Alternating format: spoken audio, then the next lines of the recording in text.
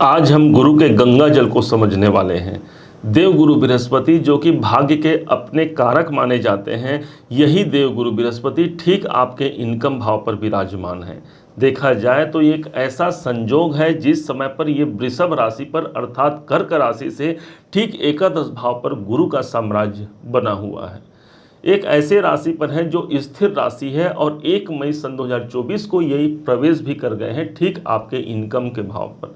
क्या होगा इनका प्रभाव और क्या है ये गंगा जल का रहस्य, इस बात को हम समझने वाले हैं। कैसे इस गंगा जल के प्रभाव को हम जानकर इस समय पर इस पूरे 1 साल के अवसर को एक बेहतर अवसर के रूप में हम परिणित कर पाते हैं, आज इस बात की जानकारी हम आपको देने वाले हैं। समझते हैं, जानते हैं कि वास्तव में होना क्या है। ठीक 1 मई से लेकर के मई 2025 तक का वो समय होगा जिस समय पर देवगुरु बृहस्पति ठीक आपके इनकम भाव पर रहेंगे, लाभ भाव पर होंगे। किसी बड़े लाभ की आप यदि आकांक्षा रखते हैं, इससे बड़ा गोचर नहीं हो सकता। बहुत पैसा यदि हमें चाहिए, ये धनदायक स्थिति पर देवगुरु बृहस्पति है। 2 नंबर की राशि काल पुरुष की कुंडली में धन भाव को रिप्रेजेंट करता है, अर्थात एक बड़े धन लाभ के अवसर को आप प्राप्त करते हैं। धन की राशि पर इनका समावेश होना और लाभ भाव पर होना जोड़ दिया जाए तो धन लाभ ही यहाँ पर निकल करके आता है। अब कौन से वो स्थान है जहाँ पर हमको विशेष शुभता दिखेगी? देखिए, शास्त्र कहता है कि देवगुरु बृहस्पति की जो 5वीं और 9वीं दृष्टि होती है वो स्थान गंगा जल के समान पवित्रता रखती है, अर्थात वो स्थान मर ही नहीं सकता, सदैव जागृति अवस्था में होता है। इस हिसाब से देखा जाए तो गुरु के पास 5वीं, 7वीं और 9वीं दृष्टि विद्यमान है। 7वीं दृष्टि तो सभी ग्रहों के पास होती है, कोई विशेष इनका प्रभाव नहीं है, या फिर ये समझिए ये एक नॉर्मल कंडीशन हो सकता है। लेकिन जो इनकी 5वीं और 9वीं दृष्टि है वो विशेष एक स्थिति तक आपको पहुंचा जाएगा। जिस स्थान पर ये पड़ेगा वो स्थान जागृत हो जाएगा, आपको लाभ के मार्ग वहीं से प्राप्त होंगे। समझते हैं क्या है? सबसे पहले समझते हैं 5वीं दृष्टि को। 1 2 3 4 5 गुरु की जो 5वीं दृष्टि पड़ रही है सीधे आपके तीसरे घर पर पड़ रही है। इसका एक ऐसा प्रभाव होगा, यदि आप चैलेंजिंग सिचुएशन को काफ़ी लंबे समय से आप फेस कर रहे हैं, ये गोचर होगा जहां पर मैं उस प्रॉब्लम से मैं मुक्त होऊंगा। तीसरा घर मेरे कंपटीशन का होता है, अर्थात मेरे कंपटीशन से मुझे राहत मिलेगी। कोई और है जिसके माध्यम से मेरे कार्य को अवरोध उत्पन्न किया जा रहा है, मैंने अपना सफलतापूर्वक अपना 100% दिया है, उस 100% में यदि कुछ न्यूनता है तो देवगुरु बृहस्पति के गंगा जल के समान पवित्रता रखने वाली ये जो दृष्टि है ये सीधे आपके तीसरे घर पर पड़ रही है। एक ऐसा कंडीशन होगा जिस समय पर आप छोटे भाई बहनों का संरक्षण कर पाते हैं। एक ऐसा कंडीशन है जहां पर तीसरे घर पर गुरु की दृष्टि का पड़ना, अर्थात छोटे भाई बहनों के द्वारा आपको सपोर्ट और आपके द्वारा उनको सपोर्ट मिलेगा, अर्थात कुल मिलाकर के किसी विशेष कामना की सिद्धि को अर्जित करते हैं, क्योंकि एकादश भाव मेरी कामनाओं की सिद्धि का होता है। यदि आप स्पोर्ट्स में हैं, किसी खेल कूद संबंधी कार्य में संलग्न है, देवगुरु बृहस्पति की तीसरी दृष्टि है, अर्थात वो वहां पर भी आपको सफलता देखने को मिलेगी। जो विद्यार्थी कंपटीशन एग्जाम दिला रहे हैं उनको भी यहां पर सफलता देखने को मिलेगी। गुरु की दृष्टि गंगा जल के समान आपके 3rd हाउस को पवित्र कर रही है। एक ऐसी धारा बह रही है जहां से भी गंगा नदी बहती है वहां पर एक नई जागृति देखने को मिलती है, वहां पर औषधि वनस्पति खिल जाते हैं और यही प्रभाव एक ऐसा औषधि मुझे प्राप्त होगा, एक ऐसा मुझे मार्ग होगा जो मेरे कार्य को आगे बढ़ा जाए, जो मेरे कार्य को नेक्स्ट लेवल तक ले जाए। ये देवगुरु बृहस्पति का सबसे प्रथम प्रयास होगा आपके लिए, कर्क राशि के लिए, क्योंकि इनकम भाव पर ही ये प्रतिष्ठित है। यदि पड़ोसियों से परेशान है, तीसरे घर मेरे पड़ोसियों का होता है, पड़ोसियों से इस समय पर आपके वैचारिक मतभेद दूर होंगे, उनके संग आपका अच्छा संबंध बनेगा, उनको आपका सहयोग मिलेगा। ये सब कुछ यहाँ पर प्राप्त होता है देवगुरु बृहस्पति के 5वीं दृष्टि के प्रभाव से।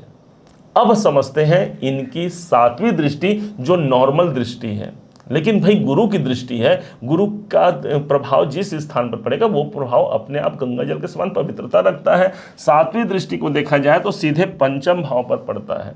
5म भाव मेरे ज्ञान की जागृति का, एक नया नॉलेज आप गेन करेंगे, एक नया इंटरेस्ट आपको किसी सब्जेक्ट के प्रति आ सकता है।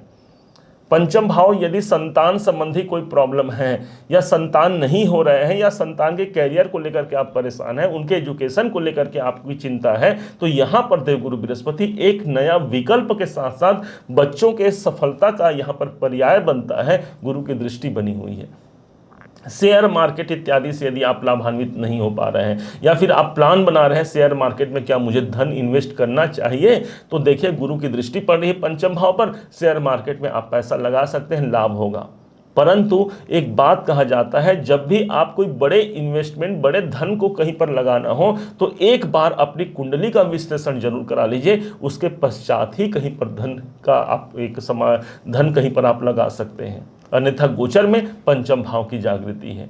यही स्थान मेरे पूर्व के पुण्य की जागृति का स्थान है, अर्थात जो पहले आपने कोई कर्म किया है, उन कर्मों का प्रतिफल यहाँ देवगुरु बृहस्पति दिलाएंगे। और कर्म भी कैसा, यदि माना गया है कर्म प्रधान विश्व रचि राखा, जो जस करें सो तस फल चाखा, तो देवगुरु बृहस्पति की सात्विकता से परिपूर्ण दृष्टि है। यदि ईश्वर को आपको देखना है, देख लीजिए आपके जन्म पत्रिका में देवगुरु बृहस्पति कहाँ है, और यदि आज इस ईश्वर को देखना है तो देख लीजिए देवगुरु बृहस्पति की स्थिति कहाँ पर है, आपके लाभ भाव पर है। एक बहुत बड़े अर्थ लाभ को आप प्राप्त कर सकते हैं। अब इनकी नौवीं दृष्टि को चलते हैं। 7, 8, 9 नौवीं दृष्टि देवगुरु बृहस्पति की पड़ रही है सप्तम भाव पर। सप्तम भाव दशम से दशम होने के कारण मेरा कर्म क्षेत्र है, मेरा कैरियर है, अर्थात कैरियर में एक विशेष जागृति को आप प्राप्त करते हैं।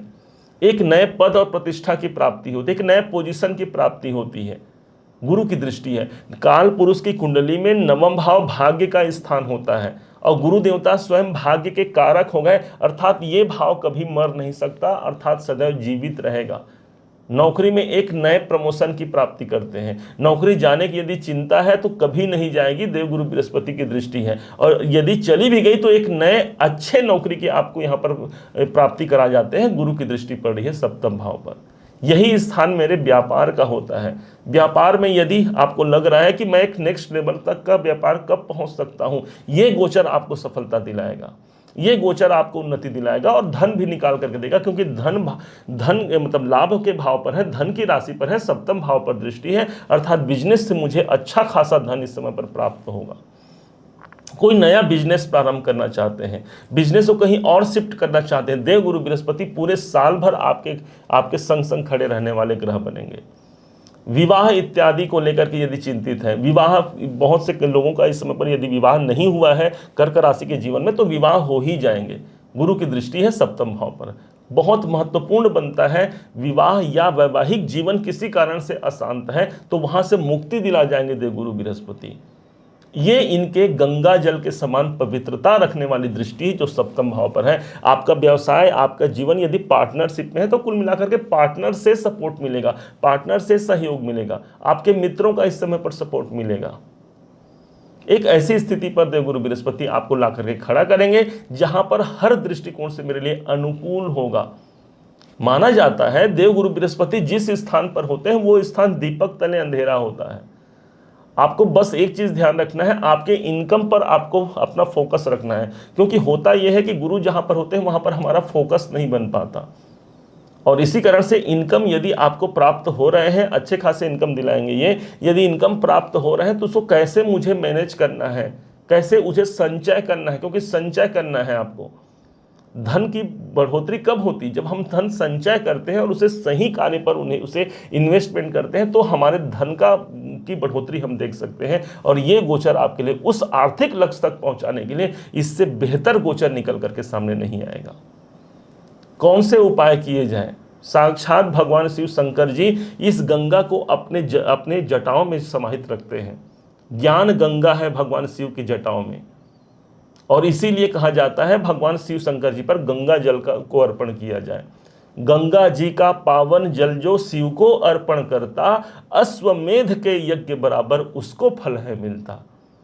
अर्थात ये अश्वमेध का फल मुझे प्राप्त होगा जब मैं गंगा जल को सिंचित करता हूं भगवान शिव शंकर जी की लिंग में।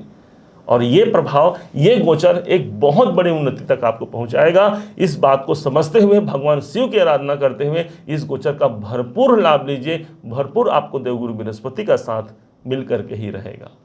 उम्मीद है आप सबने इसे समझा है, आप सबने इसे जाना है। यदि आपने इसे समझा है, जाना है, मेरे समझाने का प्रयास यदि आपको सार्थक लगा हो, मेरे समझाने का तरीका यदि आपको सार्थक लगा हो, तो हर बार की भांति इस बार भी अपना प्यार भरा लाइक और कमेंट करना कभी मत भूलिएगा। और हाँ, यदि अभी तक आपने चैनल को सब्सक्राइब नहीं किया है, सब्सक्राइब जरूर कीजिएगा। पुनः एक बार फिर आप सभी का दिवस बहुत मंगलमय हो, इन्हीं शुभकामनाओं के साथ। जय श्री राम।